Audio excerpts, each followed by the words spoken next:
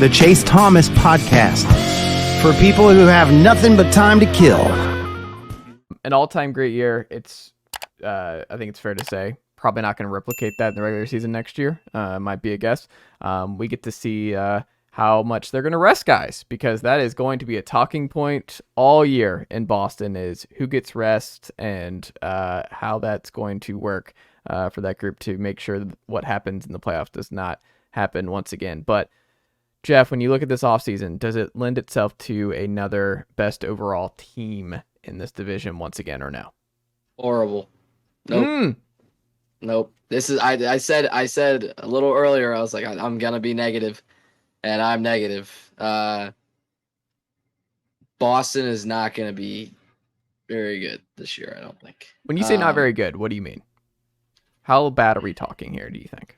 Third. I think they're competing for the fourth spot. Okay. I think they're third or fourth. I think David Pastrnak and Brad Marchand are good enough to keep them in it. And I think Linus Ullmark will be, he'll be good. I think Jeremy Swayman will be good. I think Linus Ullmark will probably be like maybe fourth best goaltender in the league good, just like last year. Yeah. And I think, Charlie McAvoy's really good. Hampus Lindholm is those three. I think McAvoy, Grzelcyk, and Lindholm, those three guys are, they're a solid base of the defense core. I don't know if Jake DeBrusk makes it through the year without being moved. Morgan Geeky's fine. They brought back Milan Lucic for God knows what reason. James Van Riemsdyk for God knows what reason. I mean, it's the same reason there's like two people on Twitter who suggest him every single time the conversation about who Nashville could get as a free agent. Yeah, he can stand in front of the net and deflect pucks, and he's not completely useless, but he's just old. He doesn't do anything. He gets hurt. But man, the top two centers being Charlie Coyle and Pavel Zacha is a mess. No Patrice Bergeron, no David Krejci. That's a huge hole. I don't think it's a big enough hole to say that they're out of the playoffs entirely, but I also, would I take Tampa over them? Yeah. Would I take Toronto over them? Yeah. In the regular season, especially. Would I take Florida over them? Probably. The real question is, would I take Buffalo or Ottawa over them? And you could probably convince me. But I think, David Pasternak's arguably the best goal scorer in the entire league right now. He scored 61 last year, which is, phenomenal. I mean, granted, his team was also phenomenal last year, but and I think Brad Marchand is one of the best wingers in the NHL. I think they have two of the top 5 to 7 wingers in the entire league. And I think Charlie McAvoy has pushed himself into a top 3 to 5 spot among all defensemen. The kid's elite. He is one of my favorite defensemen to watch. He's not going to be, Cale Makar skating around everybody, or Roman Josi skating around everybody, or all of that fun stuff. But man, there's just on a physical level, on a two-way level, I just don't think there's any better. I don't think there's a better defenseman, out there right now. I'm sure there's arguments that could be made against that, but from what I've seen and what I've looked at numbers wise, I just think it's hard to argue that. Outside of like a Cale Makar, who is the best defenseman in the NHL, stuff like that. But I think Linus Ullmark is going to have to be good. He's going to have another year. We'll see if he earned the Vezina with a team that's not going to be. That's right. That will be interesting because, Patrice Bergeron and David Krejci are two very good defensive centers. Patrice was pretty good. Yeah, he was fine. I think they're going to rename an award basically after him. But he's all right. But yeah, he, they took a lot of the. I think Brad Marchand is.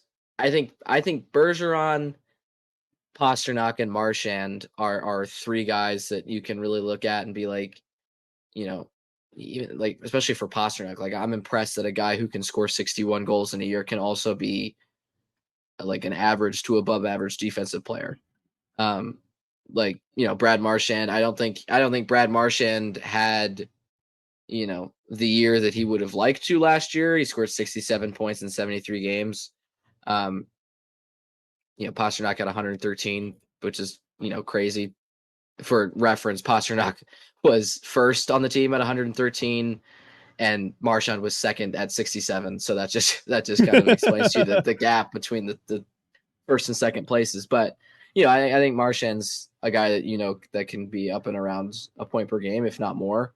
But yeah, I mean, they lost, Bergeron was their third leading scorer. Krejci was their fifth leading scorer. They lost those two guys, and that's not going to be an easy hole to replace. They don't have Taylor Hall anymore. He was 10th overall in scoring for them. Not great, but he scored 16 goals. And he was also, he's Taylor Hall. He's a fast guy that can control the puck and create plays with his skating. Dmitry Orlov, he's not there anymore. He was great for the 23 games that he played with them. Bertuzzi's not there anymore.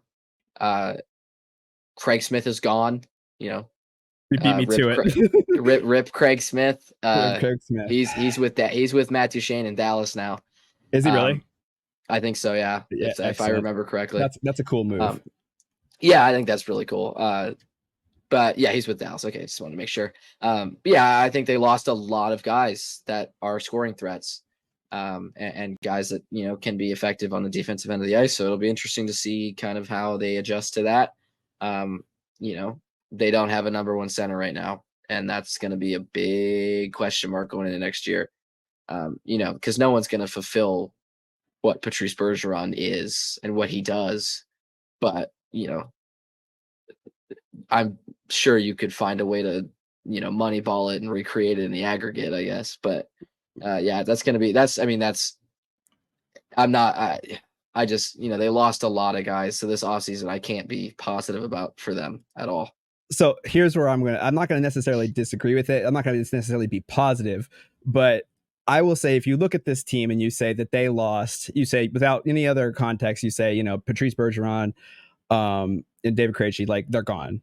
And for a lot, obviously you're gonna be like, oh, it's two great players, but like you said, third, fifth leading scorers. And you're like, if you tell that, and then you're like, but you still have David Pastrnak and Brad Marchand. You've got Charlie Coyle. I think they can go from being insanely good to pretty damn good, and that's a reasonable drop off to expect. Again, Ullmark, as much as I like to poke fun at the whole Vezina situation, like he's a good goaltender. And that's just how it is. Like if you're not good, you don't win those games, no matter if the team in front of you is doing that well. Like it doesn't work. And I think that they're in a better position. They're not gonna. I don't know that they'll finish. They're gonna win the division and walk away with it. President's Trophy, all of that. But I still think that they will be a better team than Toronto. And I think that one of the things we haven't talked about at all too is you look at cap space right now remaining for some of these teams. So Boston right now is sitting at, they've got a little under $900,000 in cap space. Now let's go through. So the next team with less cap space that we've talked about, you go down all the way to the Florida Panthers. So they're just $1.2 million over the cap. Reasonable. That's something that, that happens. And then you get to Montreal, $4.8 million over the cap right now. The Tampa Bay Lightning, the second worst team, $6.9 million over the cap. And then you have the Toronto Maple Leafs, who are sitting at $13.2 million. Now, I know that they've already squirreled away, and everybody kind of, the open secret is they've got guys, they've got, 10 million of that's going to go sit on long-term IR, and they're just going to stash them there. And that's what it's going to do. But, that's not if you're looking at a team, those three teams, Tampa, Toronto, and Boston, and it comes trade deadline, which one of these teams do you think is having to shuffle a ton of stuff around to try to make a move? And which one of them is going, yeah, we've got two guys we can throw you, send us over a good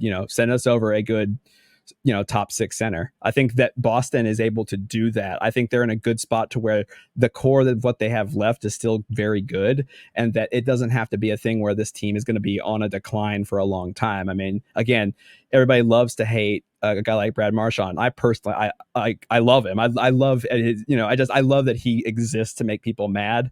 But he's an excellent hockey player. And there's these guys. The team is still loaded. So I'm much higher on Boston. Again, they're not going to replicate what they did last year. Losing Patrice Bergeron is hard, but I'd say if you have to lose Patrice Bergeron, do it as the Boston Bruins, like that. If that's the team that can handle that, and so I think that Boston still is in a good spot to continue to contend. I don't think the first line center thing will be as much of an issue as the thing, because I think they'll address it, but I think it's not going to be too big.